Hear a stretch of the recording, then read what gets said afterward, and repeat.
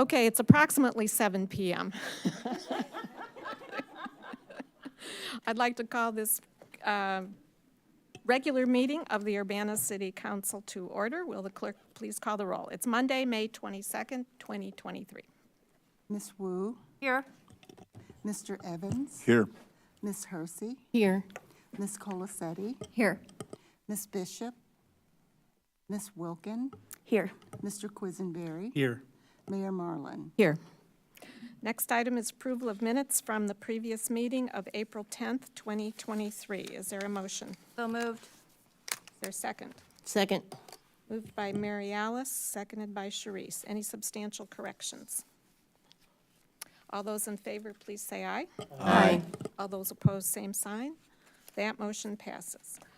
Additions to the agenda. Mr. Chair. Oh, okay. Yes, I would like to make a motion that ordinance number 2023-05-016, an ordinance authorizing the acquisition of certain real estate, namely 205 North Race Street in Urbana and 131 North Race Street in Urbana, be moved to the June 5th special city council meeting. I'll second that. Moved by Chris, seconded by Mary Alice, and that's item 2B on the agenda.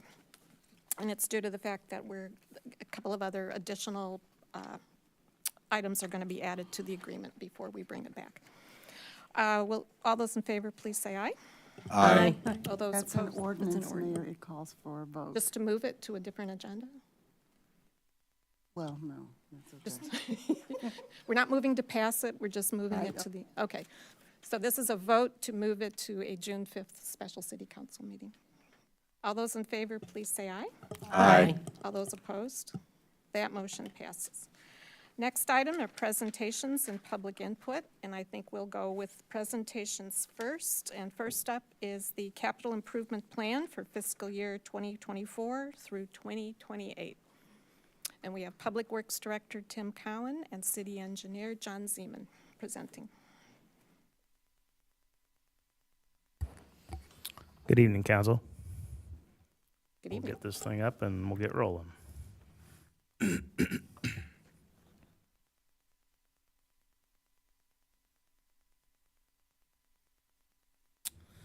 All right, as Mayor said, this is an overview of our capital improvement plan for FY24 through 28. Today, May 22nd. Tim Cowan, Public Works Director, John Zeman, City Engineer, and Carmen Franks, our Assistant City Engineer, could not join us tonight, but she worked diligently on this as well as alongside a number of other people. I want to give one quick plug out to Carol and Will for the transformation they made prior to us getting here with this thing. I think they made great progress in it and making it more digestible for the public and others, and we're just trying to foster that now. So what is it comprised of? So it's our capital replacement and investment expenditures. It also includes operations and maintenance expenditures that are either outside of our scope or our scale that we can complete in public works. So we have a number of operations and maintenance programs within this as well. The focus is maintaining and improving our public infrastructure assets, which we've categorized into 8 categories, including bridges, public facilities, light signals and signs, road pavement, sidewalks and paths, sanitary sewers, and stormwater facilities. It's funded through a group of dedicated funding sources, including the Capital Reinvestment and Improvement Fund, which is funded through general fund transfers and unrestricted, our local motor fuel tax fund, the state motor fuel tax fund that's allocated to us by the state, sanitary sewer benefit fund, and the stormwater utility fund. It's also sometimes also subsidized with TIF funds and grants like CDBG and other specialized grants when they're applicable to projects, either in a location or the type of work that's being done. Activities within this are typically project-based, so we're trying to put a whole project together, or a whole operations program, or a whole maintenance program together. So they're larger investments to help us implement them more efficiently. What is it comprised of? It's been broken down into 6 sections, including the executive summary, the capital asset summary, transportation section, facilities section, sewer system section, and the fund report for the whole plan. The full CIP will be available online this evening at a link that'll be provided, as well as this presentation will also be there for public review and digestion and comment. And then sometime in the next month with the budget ordinance, we'll be bringing a CIP resolution for approval. So from today, you're going to have 30-ish plus days to kind of, you know, take in, review, comment, additionally, as will the public, and then any modifications and things we would be bringing with the final CIP and a resolution for approval in approximately a month. How is it made? So annually, our process breaks down into a few steps. We review our asset summaries to update them and make sure they're still applicable. We review our operations and maintenance programs and the needs that are outside of what we can complete. We review our capital projects list, and then we work on prioritizing projects, and I'll go into a little bit more detail on the prioritization in a moment. We've started to complete partner outreach in the last couple of years that I don't know that was done diligently in the past, but as you can see at the bottom, we coordinated with Champaign, Savoy, UCSD, the Parks District, the Forest Preserve, MTD, and then two of our franchise utilities, Ameren and Illinois American, to really try to consolidate work. So if they're doing capital projects within our areas or we're doing things that are adjacent to theirs, that we're trying to coordinate those efforts so we're not doing them on top of each other. Once we've completed that, we do financial projections for our revenue and start to schedule projects within our constraints of what we are projecting for the outlay. And then we'll review our fund balances as well as part of that to see, you know, in some instances we have healthy fund balances that we're going to start to try to chew away on because we have overwhelming needs. And then every year we kind of look at this for options for improvement. So it's an iterative improvement process. The team, as you can see over here, a slew of people, many public works employees, including engineers and operations, sustainability, and then also folks from the executive department, including Carol and Will, our finance department, Elizabeth, Chris, and Allie, and then Wallace Arnold, our GIS specialist, who started with us about 6 months ago, a little over 6 months ago. So this is kind of a high-level view of how we prioritize stuff. So we have the restricted funds, as in the local motor fuel tax, the state motor fuel tax, the stormwater utility fee, and the sanitary sewer benefit fee.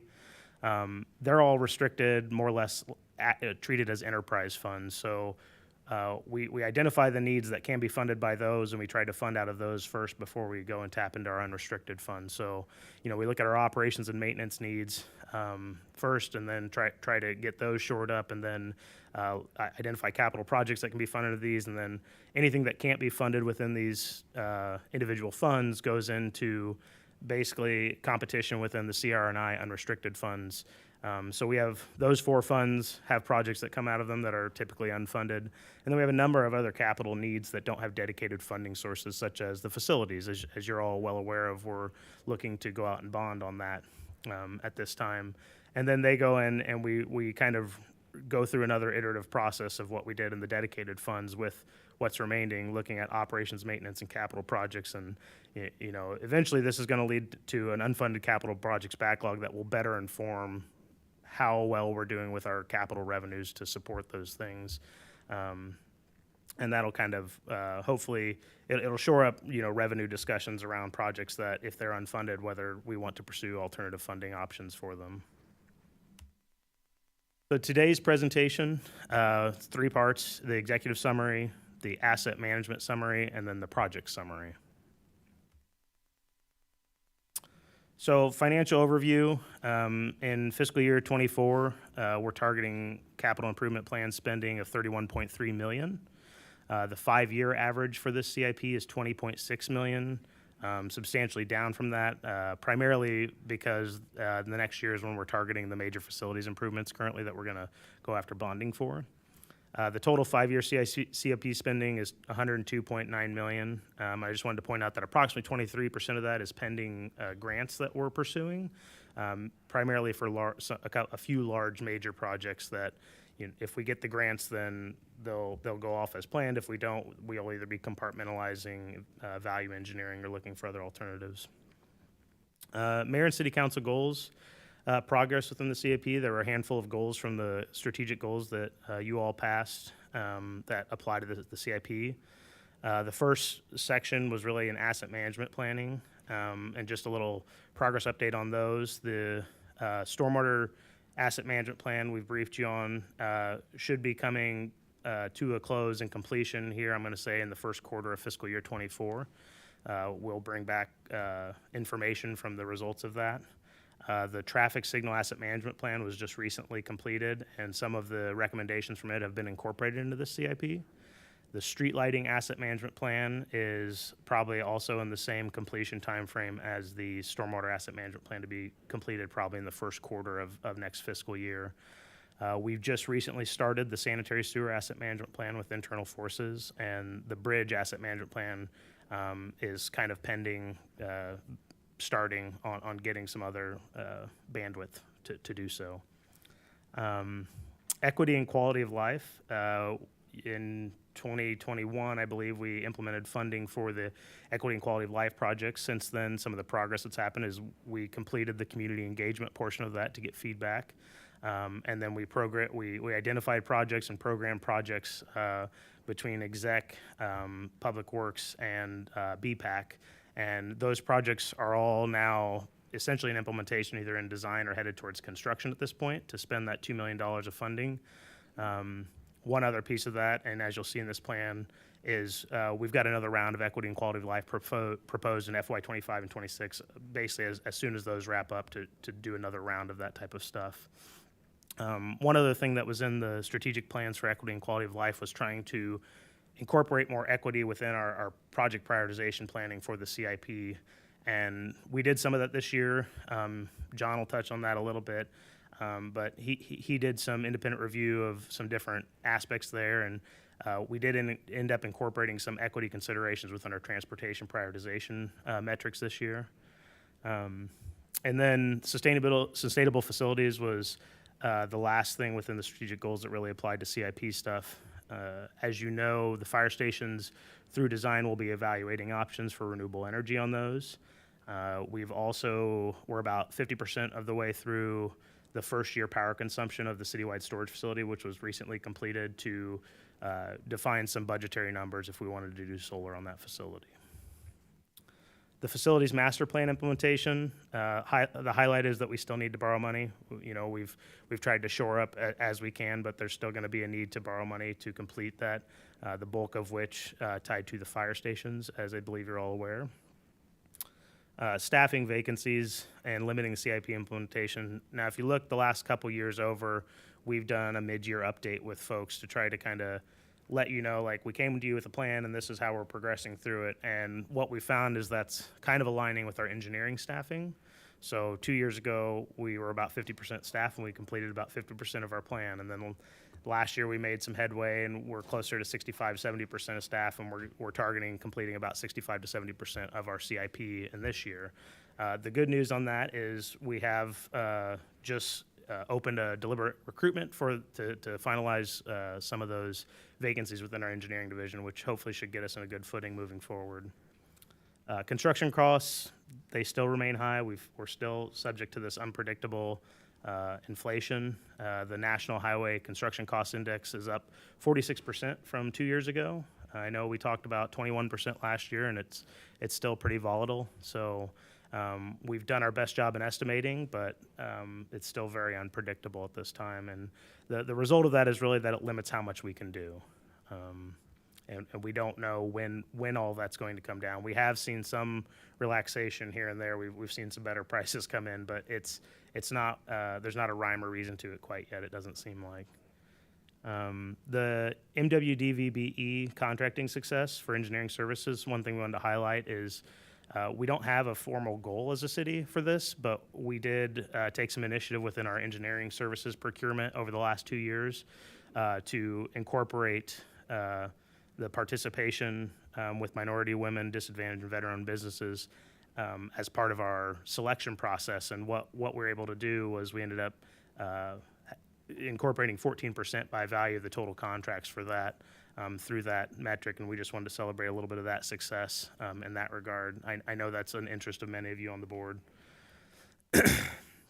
And then grants. So, you know, in lieu of the staffing vacancies, we're still working towards trying to get money from outside the city. So, and just a little overview, pretty successful, honestly. So what we've already got awarded of the 33 and change, 33 million just about on the dot that we've targeted, about 9.4 of that is already programmed, awarded, or allocated via CDBG, ARPA, ITEP, STPG, and DECIO. A couple of those that you might not be familiar with, ITEP is an Illinois Transportation Enhancement Program that's annually funded. It used to be federally funded more so, and the state has now, feds pulled some money, the state's added some money. It actually makes the program a little bit easier for administration, which is great for us. And then the STBG and STPU, those are really like the local, because we're in a metropolitan planning organization, we have dedicated transportation funds for us to spend regionally, and those are towards projects that regionally scored high for Urbana to fund, and that's the design of the Lincoln Avenue, Washington Killarney section, as well as the Florida Avenue design that we've been discussing, pursuing the RAISE grant for.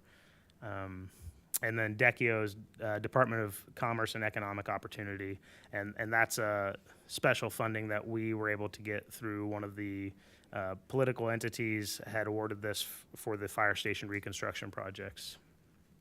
Some of the big pending awards, our big projects, RAISE grant for Florida, we've already got our second application in for that. The first one we were not awarded, so the second one has been resubmitted. Scaled down slightly because we were able to get ITEP funding for the side path on that project. The Safe Streets for All is another special grant for transportation improvements here, and we applied for that once and did not get award. We've reapplied, or we're pending reapplication now for that section of Lincoln Avenue from Washington to Killarney, the construction portion. We're going to go ahead and get the design done for that section, get the design done for Florida.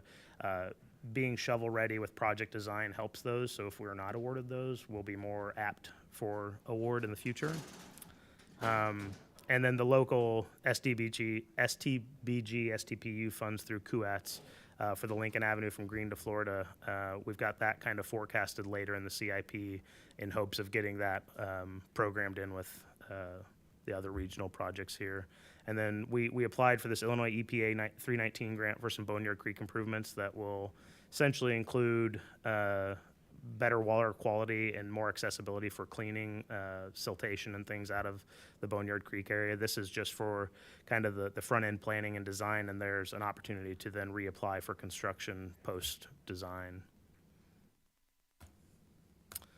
So asset management summary, high level stuff. The asset management plan method that we've kind of approached over the last couple of years is really like more like life cycle considerations around our public infrastructure assets, and then we have master plans that inform on more of a 10 to 20 year cycle for major projects, and then we have our capital improvement plan that we're talking about today, which is really our 5-year outlay of what can we do. High level overview of asset management plans, getting a good inventory of what we've got, valuing it, determining the age and condition of those things, determining acceptable levels of service for the public infrastructure, considering life cycle activities and costs, risk associated with funding them or not funding them, and then impacts and response to growth in the future. So these are very holistic plans around our public infrastructure to kind of give us large macro information on how we're managing or how we're not managing things. Asset valuation, as you can see, pavement is still the bulk of cost associated with our public infrastructure at 44%. If you pair that with other transportation-related things like bridges, light signals and signs, sidewalks and paths, it's about 58% of the total. You can see stormwater facilities at 23%, sanitary sewers at 13% are also costly infrastructure for us to maintain. The total valuation we have for this year is $1.5 billion with a B of all our public infrastructure. You know, it's not a small effort to maintain this and do so well for the people. You know, this is very impacted by the National Highway Construction Cost Index at this point, and as we complete more of these asset management plans, they'll help us refine our estimates, hopefully a little bit better. But these are large scale, like planning type numbers for us to kind of wrap our arms around this. Looking at the asset management summary versus what we've proposed spending over the next 5 years, the top section here is really targets developed from the asset management summary. how much should we be spending per year to fund life cycle replacement and recommended operations and maintenance of these facilities and public infrastructures. And what that boiled down to is $36.5 million per year. What we are spending within capital reinvestment and improvement, we're spending about $15.4 million, and then $13.1 million on operations and maintenance, which I would denote 7.9 of that 13.1 is within the Public Works operating budget for us to maintain things, and the remainder of the other 5.2 is programmed within the CIP. So that's why these two don't add to the 20.6 that you saw earlier, because we're actually funding another $8 million out of the Public Works. So total, what we're funding for public infrastructure asset management is $28.5 million on average for the next 5 years, which what that is it results in about an $8 million a year funding gap between our capital investment, operations, and maintenance based on our asset management summaries, which they're still highly theoretical, and as we get better information and more definitive information, that will fine tune, and that could go down or it could go up. But that's where we're at right now through this CIP. We are essentially underfunding in theory on these things, but there's a number of other considerations that go into this stuff. This is really just a visualization of the same information. The large gray circles kind of our target in theory, and then in the next 5 years, this bold black line and the different things that fund it. As you see, we have dedicated sources on the inside, and as you work out, they're less dedicated as we go to, dedicated unrestricted funds, then grants that we've been awarded, then grants that are pending, and then bonding to help make up the difference. And then we still have this additional funding gap, which, as we discussed, is that $8 million per year within this 5-year CIP. We'll go into project summary. Happy to go back over any of this stuff if anybody likes, but we'll get into the projects a little bit, and I'll kick things off, and then I'll hand them over to John. So the facilities master plan projects, high-level overview, the citywide storage facility was completed within FY23. It's operational. There's a couple snapshots of the facility there for your viewing. It's a 23,000 square foot facility that's used for equipment and vehicle storage and other storage by Public Works, police, and fire departments currently. The city building lobby reconfiguration that's happening right outside these doors. It's a $1.14 million interim improvement to the city building to enhance doing business and operations here at the city building. That's slated to be completed this summer still.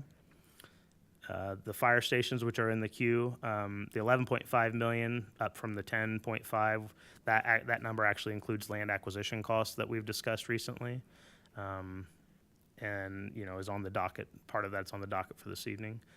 We are entering design into that phase. We are receiving submittals from construction managers to assist through the design and construction later this month still. And the targeted date still is hopefully to be getting design underway and to a point of bidding later this winter. Probably January timeframe currently is what we're targeting. And then construction would be probably going into FY25 at that point. The Public Works campus rehab, we really just bundled all the various Public Works facility needs into one because it made more sense to kind of get a single individual to come in and help us program those improvements before we completed those. That includes rehabbing the current Public Works facility, renovating 704 Glover into a fleet facility with document storage, and then doing some other minor upgrades on our site, and then repurposing our current arbor shop to be a storage facility for LRC. And the big part of that is bringing our arbor and landscaping employees back into the Public Works hub over on Glover and out of the landfill site. We have a number of other minor rehab efforts, including ADA enhancements, security enhancements, outfitting the citywide storage building with additional storage items, and then the annual general rehab, which really just takes care of made larger scale unplanned capital projects such as boilers, heaters, HVAC, as well as other more minor improvements. With that, I will hand it off to John Zeman. Okay, thanks, Tim.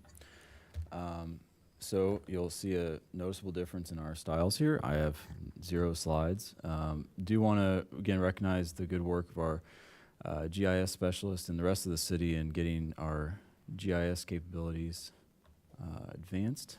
What I'm actually going to do is take this opportunity to do a little kind of demo of our CIP website. So the way I'd encourage council and the members of the public to get this, easiest way I know how is to update your browser periodically and then go to a web search of Urbana, Illinois CIP. So this one will pop up as the top web page. Just going to think about it. And we're going to get a chance to see, you know, hey, it's available for review. The attachments to the bottom of the page, and we have a review period until nominally till Juneteenth, as we're bringing the planning to bring the resolution for adoption that 20th on that Tuesday. So, you know, for somebody who wants to take a real deep dive, we've got all sorts of master plans, asset management plans.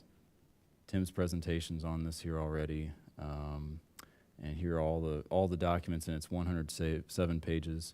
Glory. But first, I just want to jump into the map quickly. This is through our GIS portal. This will show mostly capital projects with some maintenance programs as well. So you get in here, this layer window will pop up and just pull it to the side. We did some color coding to try to make this a little easier to digest. Basically, the blue, we got blue, green, red, and yellow. The green colors are the projects that are scheduled for construction this fiscal year. The yellow ones are scheduled for studies and plans in this fiscal year. We got some red projects that are in the CIP, but in the future years of like FY25 through FY28. And we went through some blue projects on there. Those are in our backlog. They didn't make the cut this time. As resources would allow, we would add them in. But want to, and then, you know, you get a chance to explore. Of course, you click on them, pops up with the basic information, name of the project. Yeah, what's the kind of basic timeline? This one's shared use path at Baker's Lane. It's one of our ITEP projects. The transportation facilities or sewers, estimated project budget, some timeline and basic description of it. So what I'd like to do briefly, and, you know, definitely entertain any questions. Anybody wants to discuss anything. As I fly around, something catches your eye. I'm going to turn off everything but the construction. Just touch on a couple of projects, because I don't quite have enough time. I don't want to take all your time and touch on all of them, but we got one, the Philo Road resurfacing going from Windsor to Colorado. We're planning to go to bids in November with that one. And if anybody's keeping score at home, you may remember this was originally called Philo, Colorado, and Anderson. We had ambitions of combining it with multiple other street segments in this area. But as we got into design, we realized that the condition of Colorado and Anderson would not be a good idea for resurfacing, so their scopes increased. We plan to do Colorado in fiscal year 25, and then Anderson Street, being a lower priority street segment, has got kicked out of the CIP. It's still a backlog project, but we'll have to identify where that will fit in later. But so we're looking at Philo Road coming up here to start early in 2024 calendar year. I know the fiscal years and calendar years, I'm still get myself a little confused about that, but okay, another project to touch on briefly. Have a sewer project. This one's on between Main Street and Boneyard Creek. Let me get that box over here. Kind of near the Phillips Rec Center, McCullough Street. This is an example of an existing storm sewer that runs under a couple of buildings, and it's constructed of brick. So it's not it's an older construction, not in the greatest condition. So this is a high priority for us to replace with a storm sewer that's, you know, basically not under another building. So we got this scheduled for construction later in FY24. Get those plans together, put in a new pipe, and then fill and abandon the other one in place. to where it reduces. It's essentially, it's not a problem now, but this is a risk management approach where kind of a theme you'll see in our sewer sections is that in the absence of as much inspection data as we'd like to have right now, what we are doing is identifying some high-risk locations where we want to try to take care of problems before they arise. Okay, zoom back out. And I will switch over to the studies and plans, go to the yellow. So just into computer and paperwork this fiscal year, my specialty. But the couple projects I want to touch on here.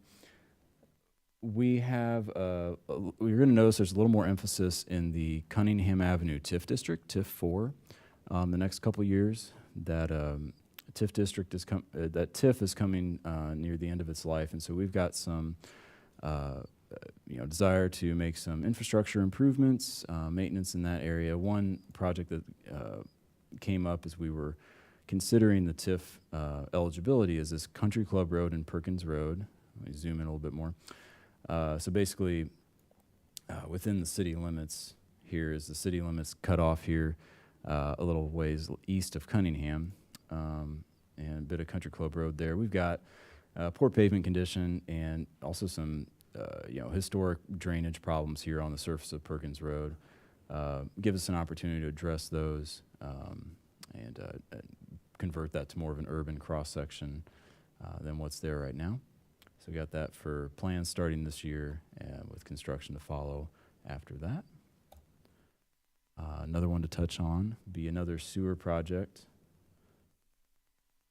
Hope I'm not giving anybody motion sickness here. I know this is the problem with a lot of zooming and panning and stuff. So we're coming into a neighborhood of the city, kind of bounded by Race Street, Florida Avenue, Orchard Street, and Carl Park. We have an area of town where we've got some historic sewer that a lot of the sewers were constructed in backyard easements. They may have been combined sewers of sanitary and storm originally. They're based on the way they were constructed. But right now they're just storm sewers. We don't have combined sewers in Urbana. But the thing we want to investigate with the feasibility study is, are all of these backyard sewers necessary? What are they currently being used for? And are there opportunities for us to either abandon them or create alternative routes for whatever, sump lines, drain pipes, backyard drainage that they are currently serving? Probably not too surprising. There's many private structures and improvements built on top of these sewers, and access to them is challenging to say the least. And so we want to, this is again kind of a risk management measure where we want to try to get ahead of it. So I mean, really just a few projects to touch on. And I was gonna step out of this map and encourage you guys to explore on your own, unless anybody has any questions up front. Is that the end of the presentation? We can walk through some of the project books if you want specifically. What we would encourage really in the next however many days is, now that we have an interactive resource that we didn't have before, is people can actually go in and look in areas that they're concerned about or interested in to get more information on those. All of these are actually paired with project information on the CIP page. We didn't go over some of the big projects that we've been over in the past, such as the Florida Avenue projects, the Lincoln projects. We've talked about those in our grant pursuits and things like that. They are all in planning phase. They're all moving forward. They're just a slow chug on some of the bigger capital projects. One thing I think I would say high level on our projects overview is we're doing a lot more operations and maintenance than we have in the past. It's probably less attractive to the naked eye, but it's a high necessity. So we're bolstering up patching programs, seal coat programs, crack sealing, sewer investigation programs, lining programs, which have not been here in the past, which is some of the regard of not having, big capital projects to talk about. It's not that they're not happening, but a lot more of what we're doing now is rehabilitation or preventative maintenance type stuff that has not been done in the past. And spending more money on that is going to save us money in the future. But a lot of that stuff is programmatic by areas of town rather than by specific targeted projects, we'll say. Seal coat for one. We have five sections of town that we have delineated because typically seal coating, it's purely preventative maintenance, and it's a 3 to 7 year cycle. That's the life you get out of it. We're targeting a 5 years so that everything gets hit again before it gets bad. But that's some of the overview as to why some of the projects we're not quite as in depth on. That's our seal coat map there, just showing programmatically we're targeting these areas cyclically every year, so that rather than some streets getting missed and getting on a 10-year cycle and some streets getting attention on a 3-year cycle, we're trying to at least give everything a 5-year cycle, so that the issues with that is once you lose your preventative maintenance windows, they're gone. You're not going to, if you go and reseal coat a road, you're not going to get 5 to 7 years. You're going to get 2 to 3 years. So if we can get to them before they lose their life, that's the target that we're hoping for here. And you'll see in the fund report of this, we've delineated this more to have an operations section, a maintenance section, and then more of a capital section. Local motor fuel tax, for example, is one that you'll see in future years are purely operations and maintenance expenses at this point. A lot of this stuff, the stormwater asset management plan that we've talked about, as we're able to identify more defined projects for backlogs, we expect that backlog to grow. But for the time being, that's where we're at. A lot of the big major capital projects, they're either already in planning. I know John will be back here early June with multiple resolutions to pursue design on the Florida Avenue project, the Lincoln Avenue, Washer to Killarney project that are subject to grant funding in excess of $20 million. So the big ones are still moving along. The other ones are still in queue. But operations maintenance is a strong focus of our CIP right now. Thank you. We'll have time for a couple of questions if there's questions from council. Mary Alice. Thank you. Whoops, sorry. Thank you. I love the interactive map. I think it'll make it much easier for the public to look at and ourselves as well. So you had mentioned that 2 of the big grants that we had were not funded and that we're going for round 2. Lincoln and Florida, were those the 2? And then Correct. Yeah? And then you had also mentioned that Anderson has been kind of kicked away. Correct. Are there any other highlights in terms of things that haven't been funded or things that were taken off of the CIP in the 5-year plan? About that. Nothing that comes to mind that's been kicked out. The Anderson project, as we talked about with Philo Colorado, Colorado's been delayed a bit, and Anderson's kind of in the backlog at this point. Bring up the blue. Let's do a refresh. If I remember correctly, we had an issue with the bridge that was failing suddenly, maybe on Washington Street, it's still going, yes. And so I thought that we had to kind of reprioritize a couple of things so that we could put that at the forefront. Yeah, and I don't know that we've lost other than, things like Anderson. Trying to think of anything else that we would have lost from that. Well, I know the Kohler Avenue bridge was knocked off we updated our prioritization scoring system. And we get into that in probably ad nauseum in the report, but talk about some that were bumped out by the scoring change, which included taking into account an equity lens and including some more of a systematic view of safety that we weren't able to do last year with some new data that RPC provided us with. And wouldn't you know, whenever you do a demo, stuff like this happens. So looks like the levels aren't turning on. We're going to figure out that. Yeah, the only other one I can think about would be the Florida Avenue at James Cherry. But I think it's still within the CIP. It's just postponed to a later date. Right. Okay, all right. So, Thank you. Sharice? Thank you for such a thorough presentation regarding this. One question that really hit me, especially when you said billion with a B, was how frequently is there an evaluation of the Urbana infrastructure so that we can actually know the age and therefore be able, because I'm assuming, to be honest, that some of this reprioritization has to do with what is considered the life of a particular, you know, infrastructure. If the sewer, you know, it's been up for 100 years, whoops, we kind of want to take care of that before it becomes, you know, a real issue. So how frequently have we done this, or is this the first time that you've heard of anybody doing this? It's not that we're definitely not the first, but here locally, looking at it with this large of a lens, I don't know that we have record of that. The intent is eventually for us to get to kind of more of a risk matrix where we look at consequence of failure and likelihood of failure of our assets, where we can marry those into a risk score to define a level of service where we say, you know, once assets hit a certain risk score, we want those to be in our 5-year CIP. We pursue funding accordingly for that type of stuff. Now, what we're lacking right now is really that information. And we're making major efforts towards that. We've got the manhole condition assessment and GIS updates project, which is we're hoping to award within June and get that effort started. That's going to take over a year for them to complete that effort.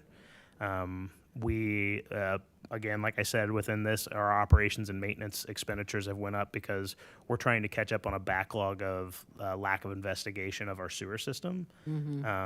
Ideally, age is a nice factor for like long-term planning, but really we want to look at condition assessment in lieu of age. If we have the condition assessment, we would take that over age every day.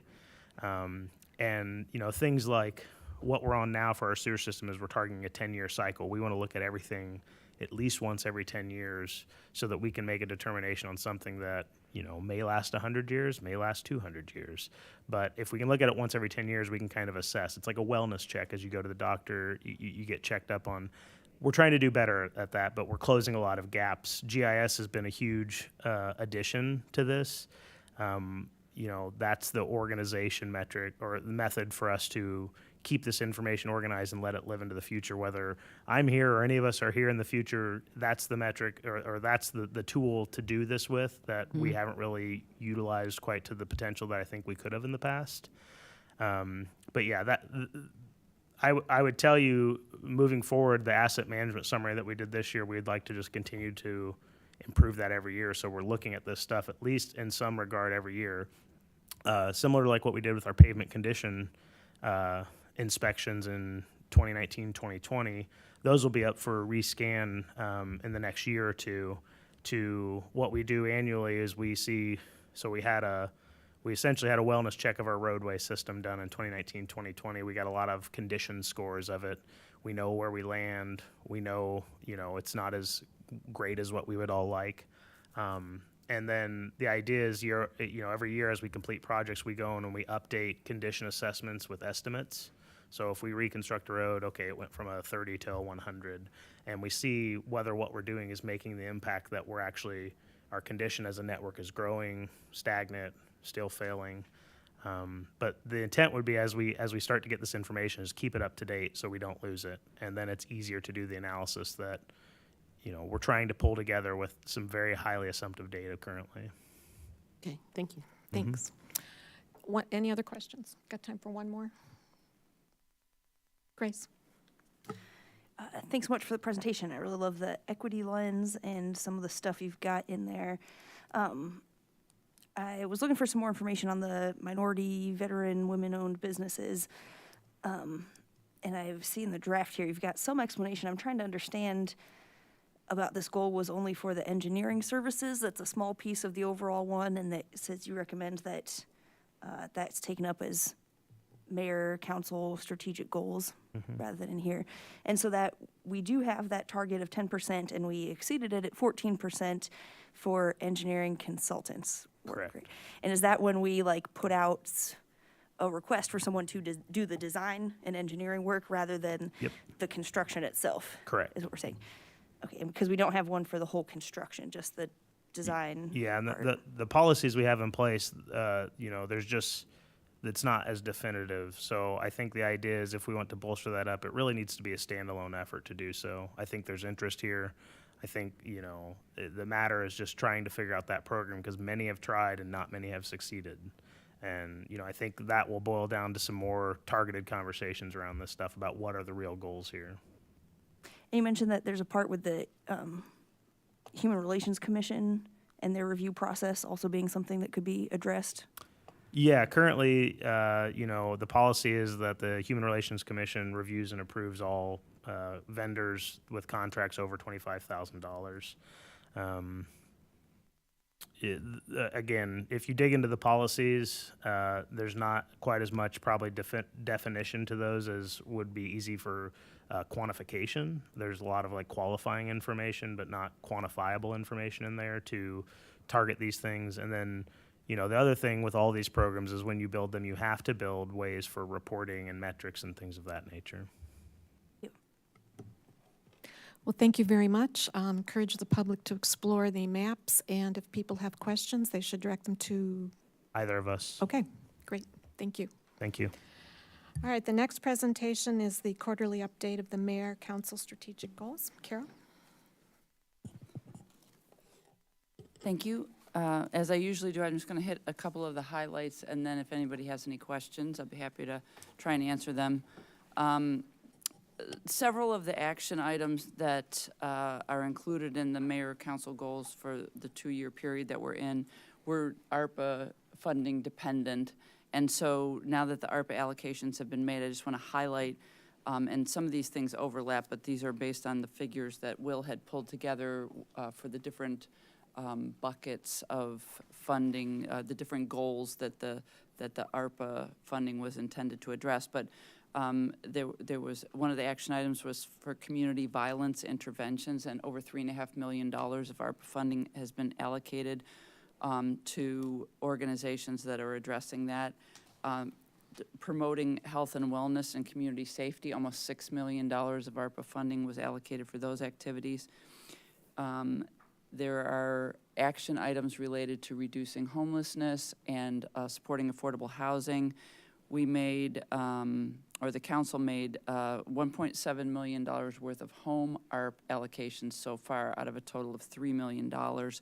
And then in an effort to reduce housing costs for those that need it most, there's over $4 million worth of ARPA money that was allocated for that.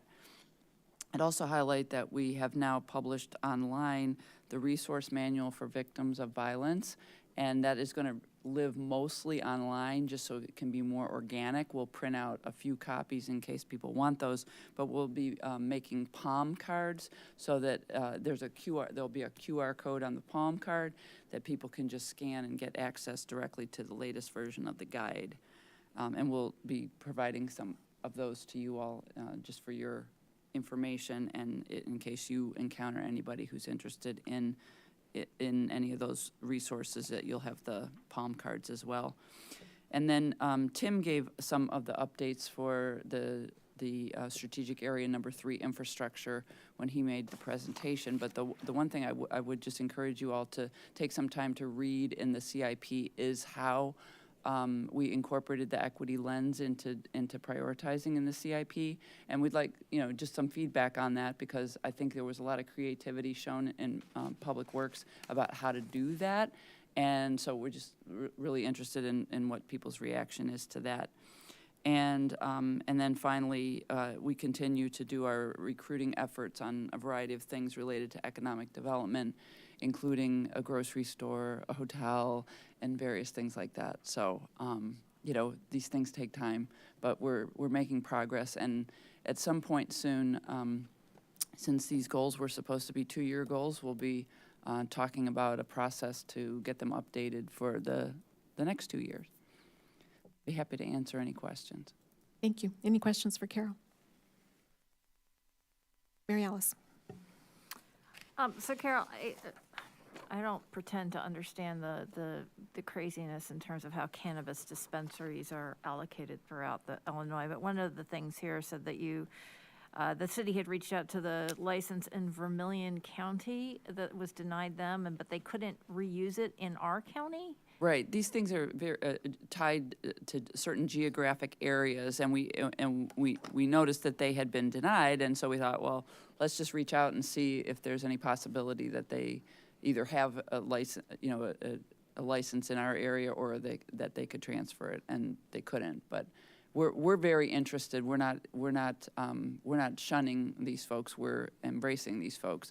So. No, and I appreciate that. I guess what I'm trying to figure out, because I don't understand the ins and outs of that rule in terms of the geographic locations, is our county, is our city eligible for a vendor to be able to be here? I think there are 3 or 4 right now that have Champaign County licenses of some kind. And so the funny thing is, you'll see that in that same item it says letters were sent. They don't provide, or the state doesn't provide a lot of contact information, so we had to go old school and just send them, snail mail. But there's only a handful that actually have licenses that we know of that they could locate in Urbana. And there's no way to go back to the state and say, hey, they can't have it here, can we transfer it over here? That's more for the license holder to do than for us. All right, thank you. Any other questions? Grace? Thank you so much for the update. I do have a few that I can try and go through quickly, and other things that need a follow-up, Okay. that's fine too. My first one was for contracting with and completing the public safety review. Yes, Mentioned the social pinpoint site. yes. I don't know if you could tell us more about that. Did we already know about that? I'm sorry? I don't know if that was already shared. This wasn't sounding familiar to me. It sounds Yeah, like that's the name of the website that Barry Dunn has put together. So if you go on the Urbana website and the Barry Dunn tile is in the sort of, it's one of the squares, I don't know what you call that, but it's a highlighted thing on the landing page for our website. And if you click through that, you will get to the social pinpoint site. Great, thank you. And then similar question for the manual published online about resources for domestic violence. I wasn't finding where that one was. That comes through the police services. I can get you the link for that. Thank you. Yeah, it'd be great to share with the public and at large. Other one was about enforcing or enhanced compliance with housing for human rights ordinance. And I saw the update here about the resolution and clarifying some of the interpretation of, I think, just discrimination in general, which I think is great. Yes? And then I guess my kind of question was, if we have a next vision for next steps on, as far as now that we've got that clarified, anything else on enforcement, or maybe getting the Human Rights Commission a little more involved? I think really what we need to do is we have a vacancy in that office, and we really need to recruit the individual into a position that we're calling a human rights specialist. It's a new position that we created to help support the efforts in this area. So I think we'll be able to do more once we get a person in place there. That was approved a month or 2 ago at Civil Service Commission. Okay, thank you. Yeah, good to hear that plans for other directions. Another question was about green revenue bag fee stuff.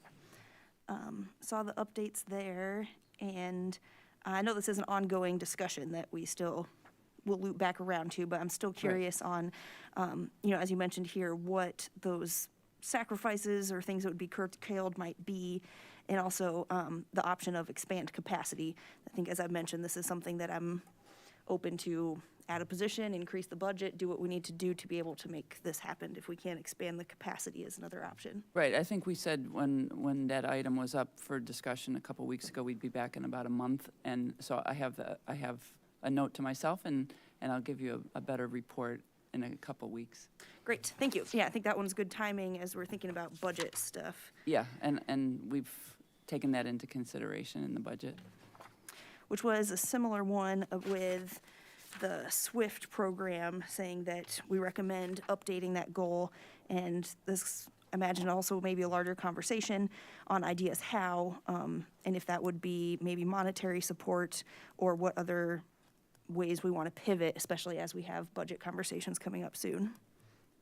Yeah, we don't, staff doesn't have any specific suggestions for that. So if you have some ideas, that we can talk about those. But really, in terms of changing that action item, I think we thought about that that should be one of the things that is taken up when we do our 24, 25 goals.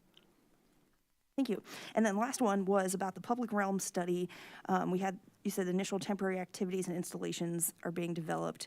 I didn't know if now or at a later time we could have a little bit of info from that, especially just since that study got kind of a lot of attention. Right. Yeah, we actually heard an update this morning about that, and there's some really, I'll say, fun, exciting ideas that the economic development folks and public art and all of them are coming up with that are going to be nice, temporary, scalable ideas that are going to be, I think, give us some great opportunities to leverage the opening of the hotel and to do some things that we haven't been able to do downtown before. So we'd be happy once those come together and we get some better sense of what our real commitments will be. We'll be more than excited to come and share those.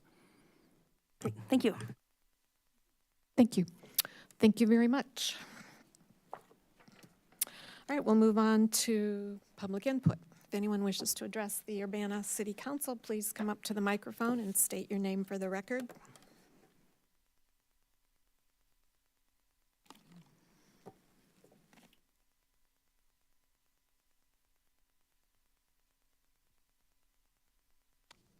Good evening, Mayor Marlin and members of the City Council. My name is Eldris Melinda Carr, and I didn't have any prepared comments. I just wanted to speak on the ordinance number 2023-05015 that's related to the purchase of the real Mike, estate could you at speak into the 1205 mic? Bradley There we Avenue. go. Can you hear me? Yeah, that's Barely. better. Just move a little closer to the mic, Okay, please. I'm Pull the sorry. mic down so it'll be right at your mouth. Can you hear me? Yes. Okay.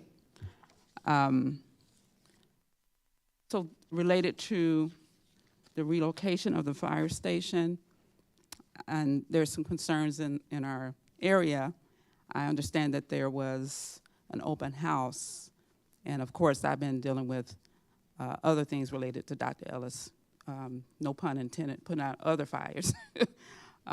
So some residents are concerned about, the relocation that's near our, area. It's going around the corner, but it's deeper in the Dr. Ellis, really a few streets over from where I live. I think there needs to be a better job of informing the residents about changes such as these. It's a major change, and it's a change to the fabric of our neighborhood. And just as the consideration was given to the WUNA, I think it's the West Urbana Neighborhood Association, when they had a situation that, would have changed the character of their neighborhood, we want the same consideration that they had. So we don't feel like we had input on this change. I wouldn't have labeled it an open house because maybe public hearing is not the right term, but some term to let us know that this is going to change the way this neighborhood is going to look. There's going to be some changes that you might want to consider. So we're asking to reconsider this plan based on some concerns that our neighborhood has about the relocation. And I think that's it. Just we'd like to have a voice. So I just wrote down voice. We don't feel like we had a voice in this process. So thank you.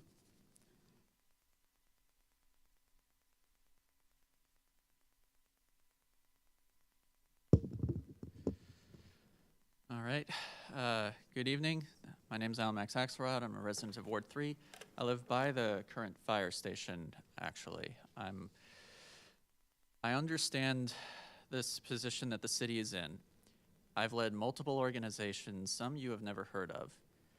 And no matter how hard you try as leadership, the message sometimes doesn't get through. And I've iterated on outreach efforts, and it's something that I know you all are doing too. Earlier, you had moved, I think it was agenda item 2B, over to June 5th for a special city council meeting. I understand that that's not necessarily a plug and play. I can't necessarily ask you to do exactly that step for agenda item 2A. I get it. And I also get that you did the technically correct things. And that does give you the right to continue on. Ward 3 has been heavily gentrified. We have one census tract that doesn't even have life expectancy data because it is so dense with college students. I know because I live in that census tract. I processed the data for the Cunningham Township when I was an intern there. It's the census life expectancy data set done in 2015. And so what I'm seeing here, which is, I know, not intentional, it'd be not great if it were, is the movement of a fire station away from some apartment complexes into a residential area, and a sensitive one at that. So I ask that some additional consideration is made here to just try and do well by residents so that folks know that they're heard and understand exactly what's going on, because this is very similar to the situation with Learman Gardens, where the city did the technically correct steps. And because there's now this timetable, folks wouldn't have known about it if we didn't flag it in our Solidarity Committee meeting. Just watch agenda items to try and make sure that we can let people know what's going on. It's nothing elaborate. It's a very basic thing. I'd like to see more people do it in their community. Like, that's how much the message missed the mark here. So I'm just asking to say, like, yes, the firefighters deserve a facility that will work well for them. I get it. And I don't think that the community's, the concern of some folks, especially some who couldn't be here tonight for health reasons, that the least that could be done is to pump the brakes a little bit on this and to try again to do outreach in an iterative fashion a little bit better. That being said, I also talked, I sent an email. Thank you, Charisse, for reading that email last week about the Starbucks Workers United vote last Tuesday. It passed 19-1. I personally know Starbucks workers in Peoria who were retaliated against. It is a very real concern. So I'm not asking for you to move heaven and earth.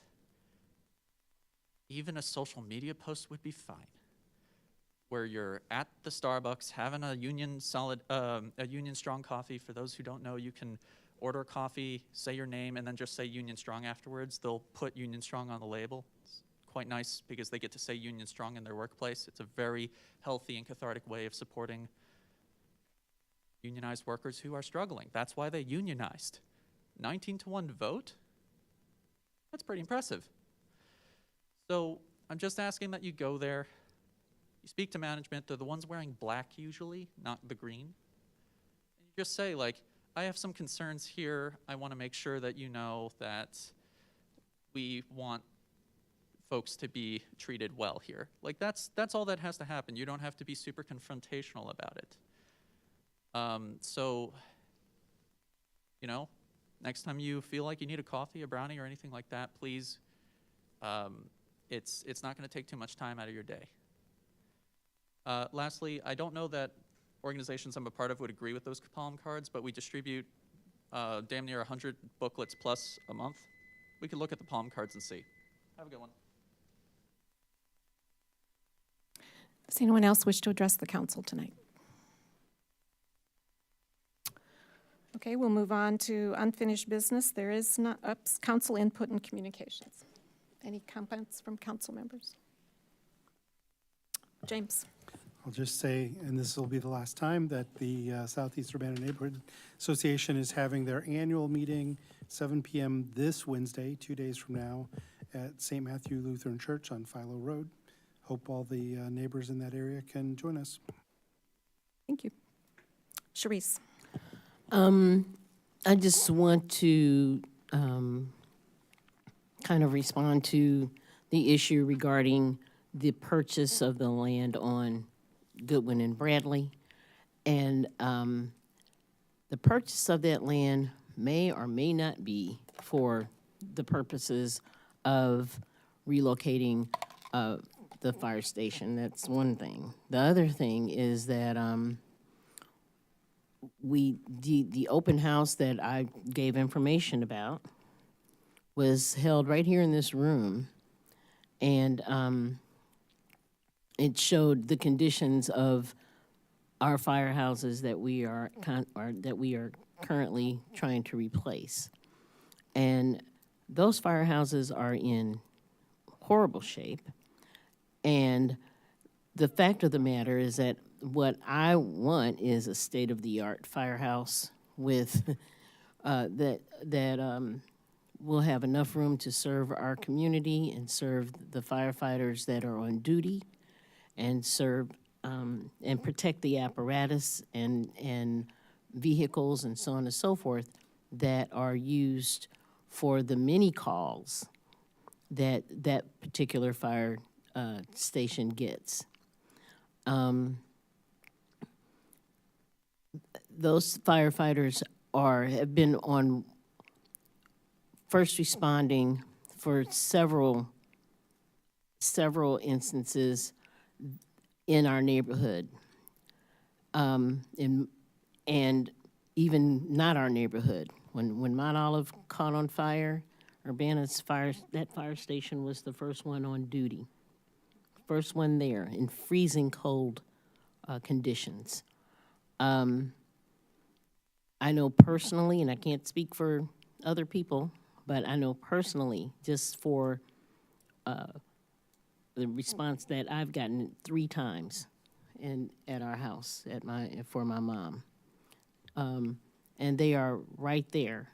But I've also had to watch them maneuver miraculously. It's like taking the Enterprise and docking it, basically. Watching those fire trucks try to go back into that station. And I guess what I want is we can definitely, have some more community engagement regarding that, but it isn't like there's been total ignoring of the community regarding this, because we have had opportunities. People have had opportunities to make their opinions known. But the other thing is this: is that in June there'll be another opportunity for you at King's School, and I'm hoping that people, and I'll make sure that I put it on my Facebook site and let folks know what the dates are, and I'm hoping then that there will be some engagement. I have not heard any real complaints one way or the other. People are always welcome to email me. People are welcome to call the number that is on the website, and I would happily talk to folks about that particular issue. So I just want to make that known. Thank you.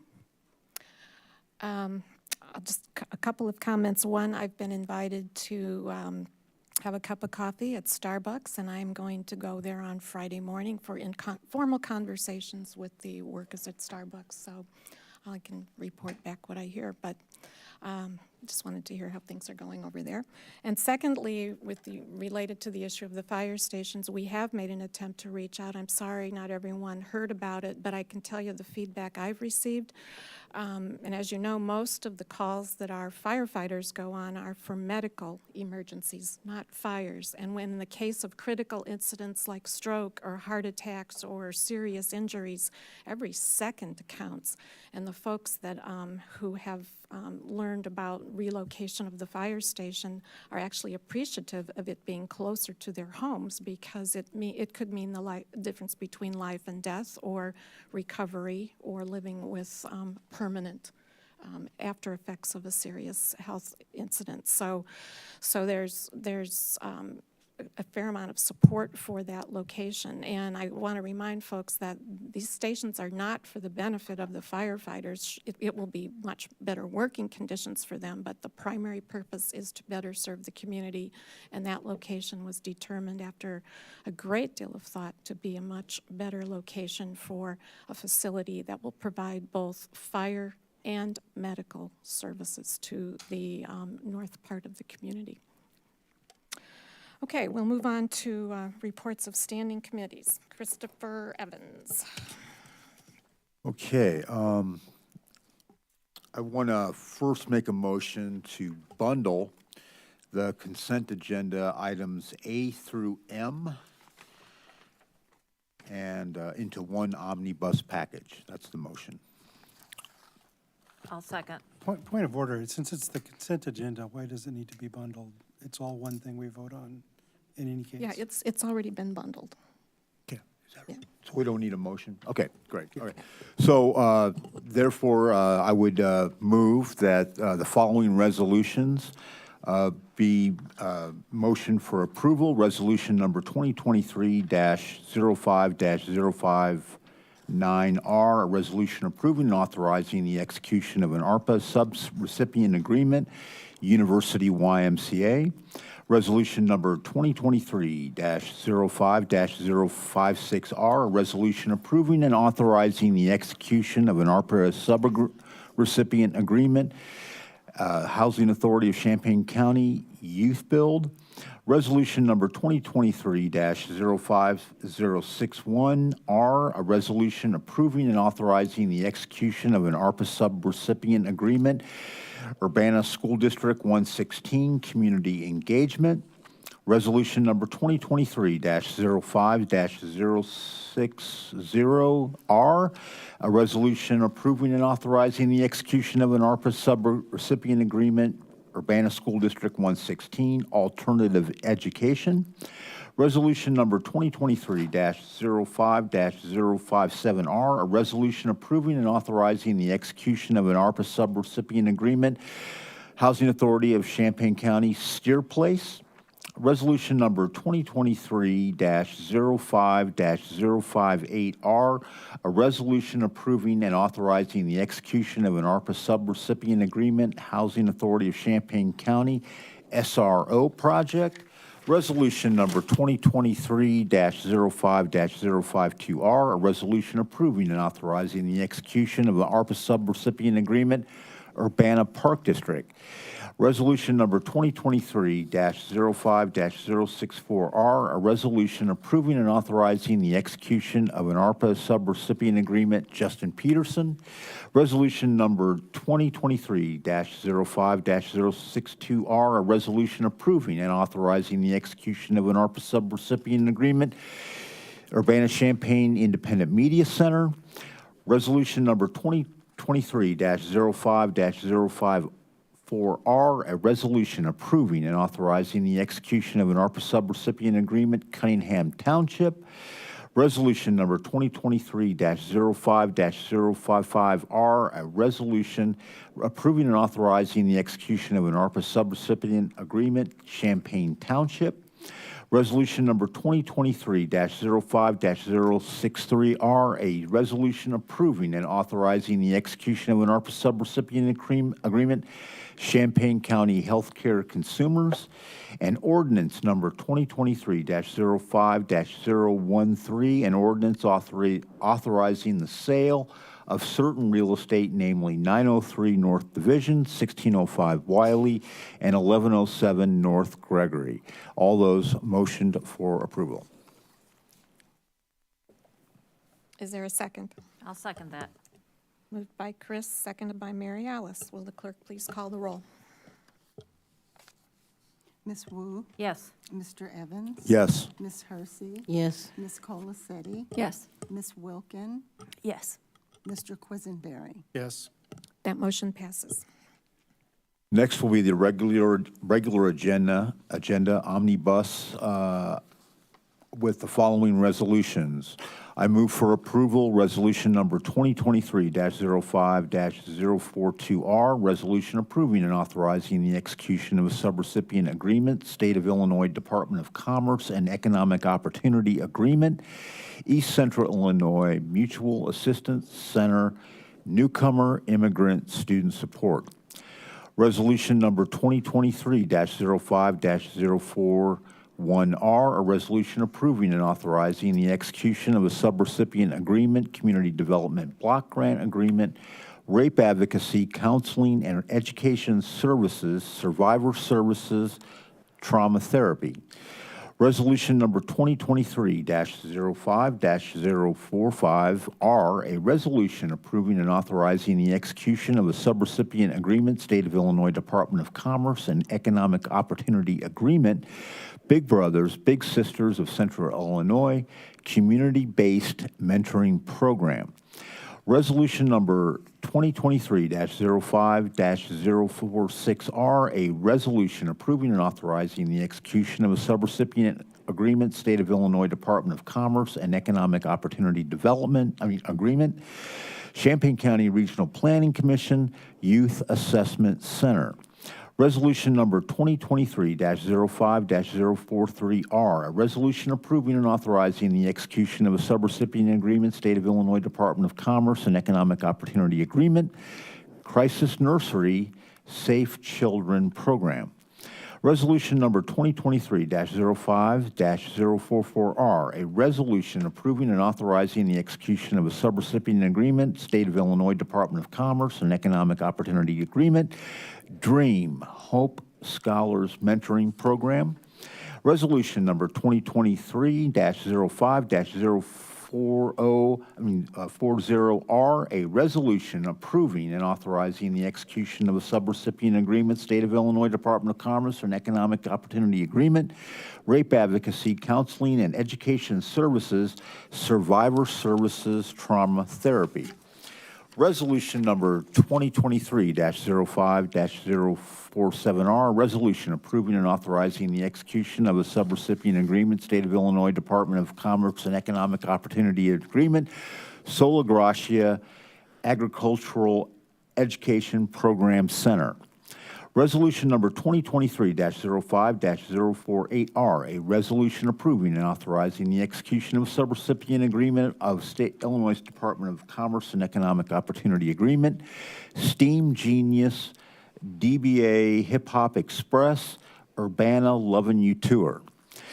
Resolution number 2023-05-049R, a resolution approving and authorizing the execution of a subrecipient agreement, State of Illinois Department of Commerce and Economic Opportunity Agreement, the Well Experience, Well Kids Learning Hub. Resolution number 2023-05-050R, a resolution approving and authorizing the execution of a subrecipient agreement, State of Illinois Department of Commerce and Economic Opportunity Agreement, Urbana Neighborhood Connections Community Study Center. Resolution number 2023-05-051R, a resolution approving and authorizing the execution of a subrecipient agreement, State of Illinois Department of Commerce and Economic Opportunity Agreement, Urbana Neighborhood Connections, Urbana Youth Development Program. Resolution number 2023-05-034R, a resolution approving and authorizing the execution of a subrecipient agreement, youth services agreement, business elevator, 21st century readiness. Resolution number 2023-05-035R, a resolution approving and authorizing the execution of a subrecipient agreement, youth services agreement, Champaign-Urbana Public Health District, CU Farm to School. Resolution number 2023-05-038R, a resolution approving and authorizing the execution of a subrecipient agreement, youth services agreement, Urbana Park District, Fresh Teen Hangout. Resolution number 2023-05-039R, a resolution approving and authorizing the execution of a subrecipient agreement, youth services agreement, Urbana Park District, outreach swim lessons. Resolution number 2023-05-037R, a resolution approving and authorizing the execution of a subrecipient agreement, youth services agreement, Urbana Park District, Pickup Basketball League. And finally, resolution number 2023-05-036R, a resolution approving and authorizing the execution of a subrecipient agreement, youth services agreement, Urbana Park District, Youth Scholarship Program. I move all these resolutions for approval. Is there a second? Second. Moved by Chris, seconded by Mary Alice. Discussion. Will the clerk please call the roll? Mr. Evans? Yes. Ms. Wu? Yes. Ms. Hersey? Yes. Ms. Colacetti? Abstain. Ms. Wilkin? Yes. Mr. Quisenberry? Yes. That motion passes. Okay, we'll move on to the regular agenda. First item is ordinance number 2023-05-015, an ordinance authorizing the purchase of certain real estate, namely 1205 Bradley Avenue in Urbana, and I move this for approval. Is there a second? Second. Moved by Chris, seconded by Sharice. Discussion. Mary Alice.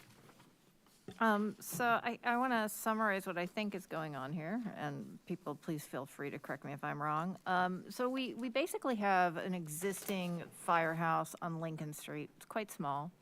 And the vision is to have a much larger station, and the current property that we have there just isn't suitable for that style of firehouse in terms of how you get the trucks in, whether or not you have, how difficult it is to turn, the turn radius and the parking and et cetera, which is one of the reasons why the city decided to look for a property that would be more situated in terms of the needs for the firehouse.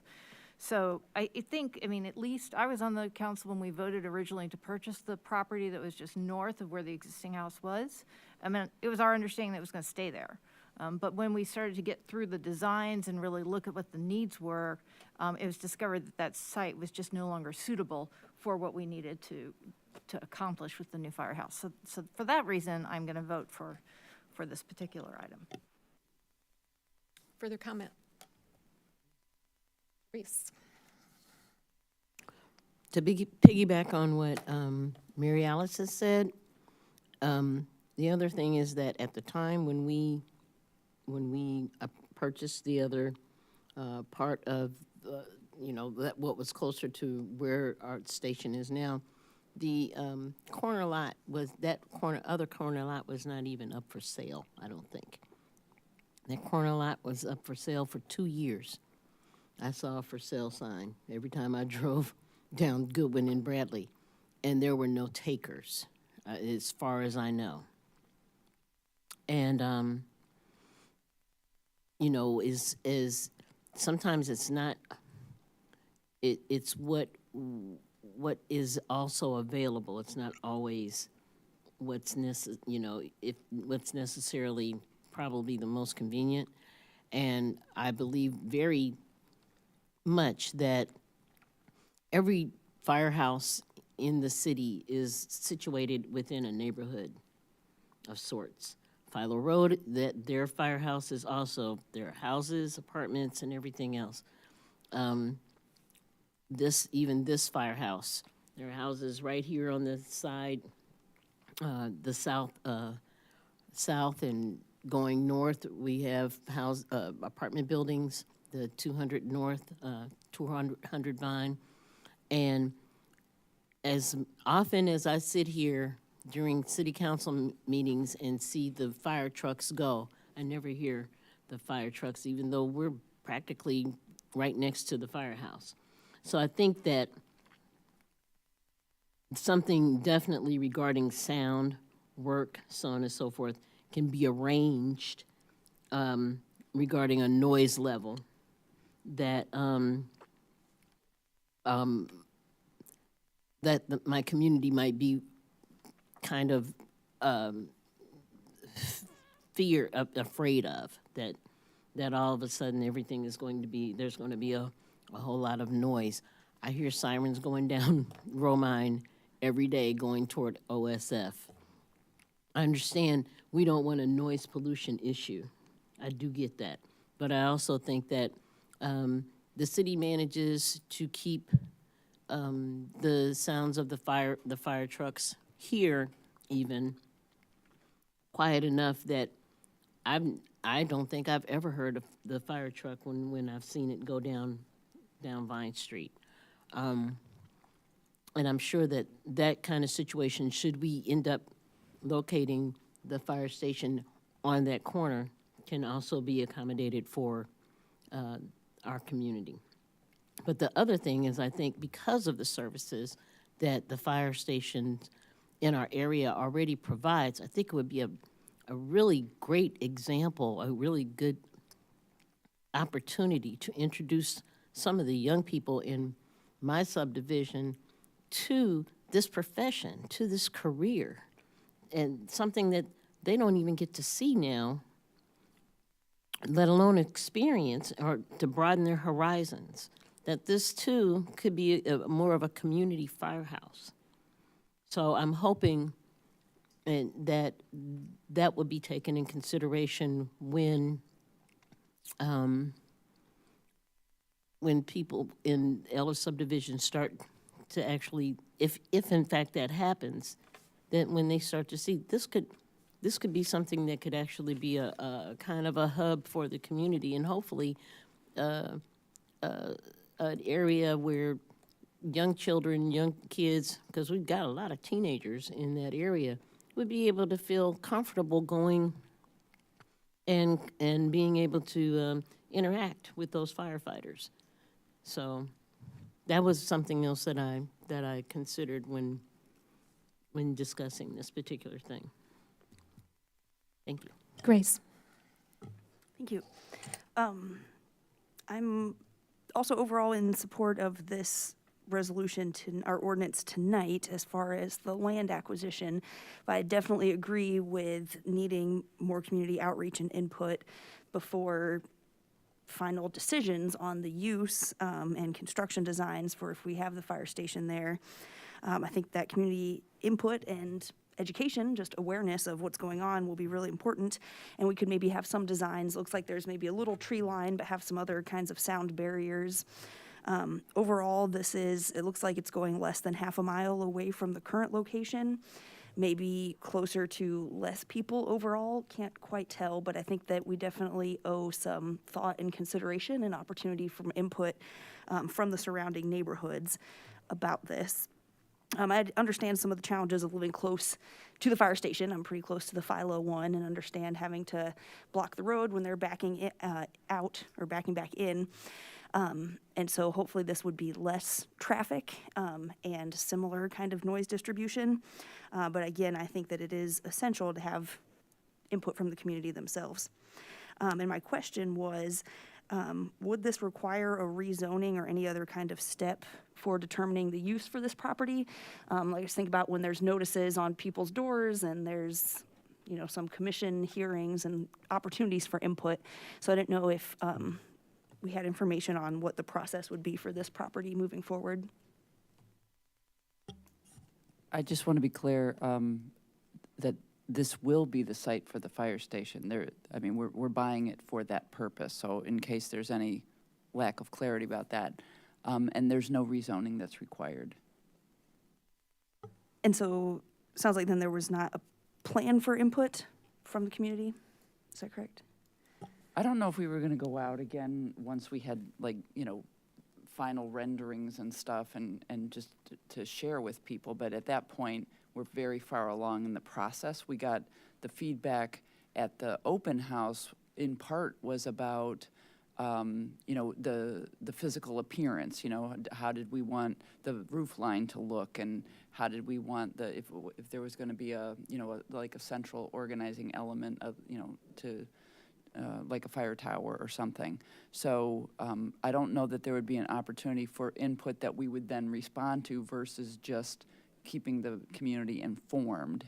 But, you know, I mean, Sharice had mentioned early on when we were talking about this site as a possibility about the issue of sound, and we spoke to the fire chief about it, and he said that's not anything that's unusual about, you know, holding off on starting up the sirens until they're away from the single-family houses. So, not.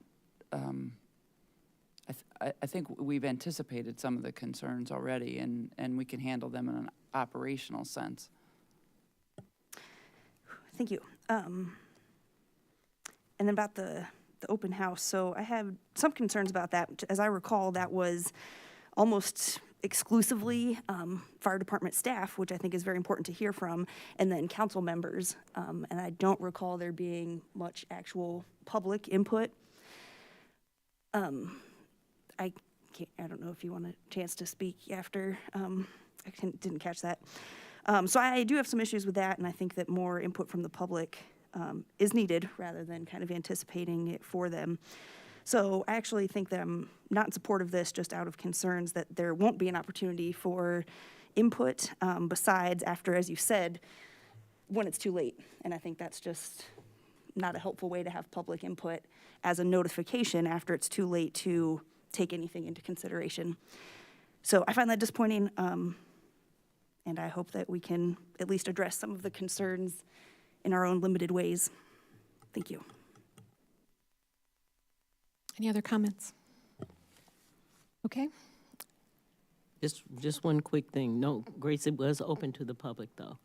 It wasn't just about the firefighters and the city council. It was open for anybody to come in and look at and to get, because the whole purpose was to get information from everybody in the community as how did you want to see your fire station?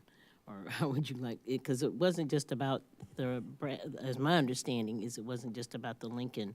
It was also about the Philo Road one, because we have also purchased additional property regarding that too. And we've talked as a council many times about different things that we wanted to see, you know, what we thought the community would want and all that kind of stuff. And so I remember it being open to the public and actually being announced during a couple of city council meetings.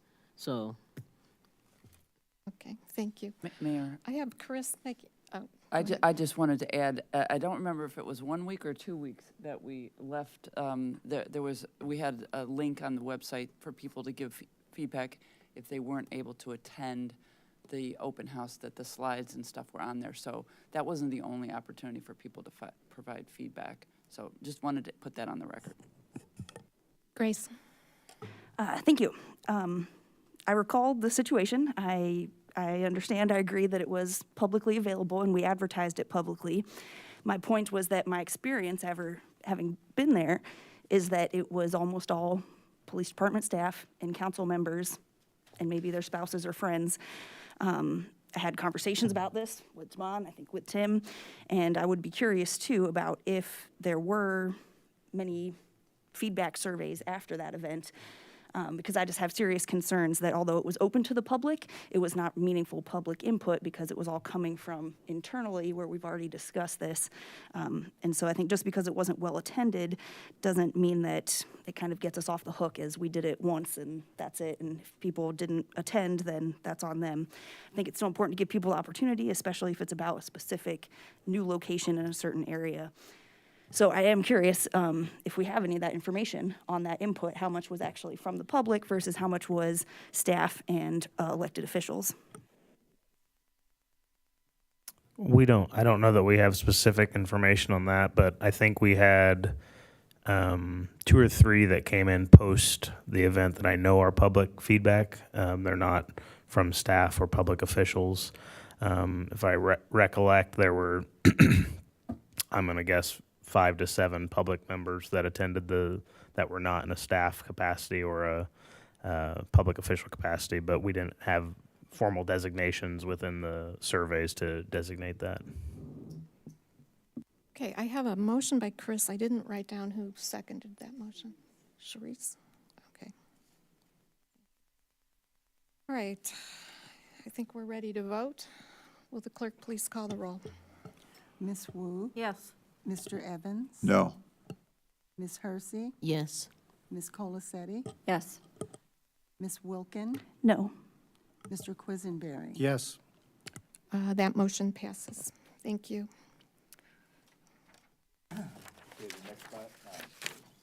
The next item on the regular agenda is a resolution number 2023-05-53R, a resolution approving and authorizing the execution of an ARPA subrecipient agreement, Champaign County Environmental Stewards, and I motion for that approval. I'll second. Moved by Chris, seconded by Mary Alice. Any discussion? Will the clerk please call the roll? Ms. Wu, Yes. Mr. Evans, Yes. Ms. Hersey, Yes. Ms. Colacetti, Yes. Ms. Wilkin, Abstain. Mr. Quisenberry. Yes. That motion passes. Thank you, Chris. We move on to reports of special committees. There are none. Reports of officers. Seeing none. There's one item, or no new business, and then one item under an appointment. And this is to the Human Relations Commission for the term ending June 30th, 2026. And I am pleased to nominate or appoint Ann Panthen for your consideration. She's an 8-year resident of Urbana. She works part-time as an information and archives assistant at the Urbana Free Library. She currently serves as the vice president of the League of Women Voters of Champaign County, where she manages meetings and represents the league at statewide functions. Previously, she was employed as deputy director of MedCAD at the Champaign County 911 Center. In her statement, she stated, "I'm interested in community service and have pursued opportunities over the years in various ways. The Human Relations Commission interests me because as a city, we must do a good job for all citizens. If someone feels they've been the victim of discrimination and feels strongly enough to bring a complaint forward, it's important to have serious people that will listen and review the situation to make sure we get to the truth of the matter. Citizens need to feel heard in a serious way. The commission exists to hear allegations brought forth by the citizens of Urbana, so as a fellow citizen of Urbana, I'm happy to be in a position to listen and to give serious consideration to the situation." Is there a motion? I move to approve Ann Panthen to the Human Relations Commission for the term ending June 30th, 2026. Is there a second? Second. From Grace. Moved by Sharice, seconded by Grace. Further discussion? The clerk, please call. Oh, Grace? Just quick input. Thank you for the presentation and the background. I especially like being able to hear the blurb from the applicant and appreciate that this individual is willing to take things seriously in their considerations and sounds like willing to do some of the hard work ahead with the Human Relations Commission. So I appreciate that, having that information and being able to hear that from the applicant. So thank you. I would note that this is a 9-member board and there are 3 other vacancies. Will the clerk please call the roll? Ms. Wu, Yes. Ms. Evans, Yes. Ms. Hersey, Yes. Ms. Colacetti, Yes. Ms. Wilkin, Yes. Mr. Quisenberry. Yes. That motion passes. Thank you. And that being the last item of business, this meeting is adjourned.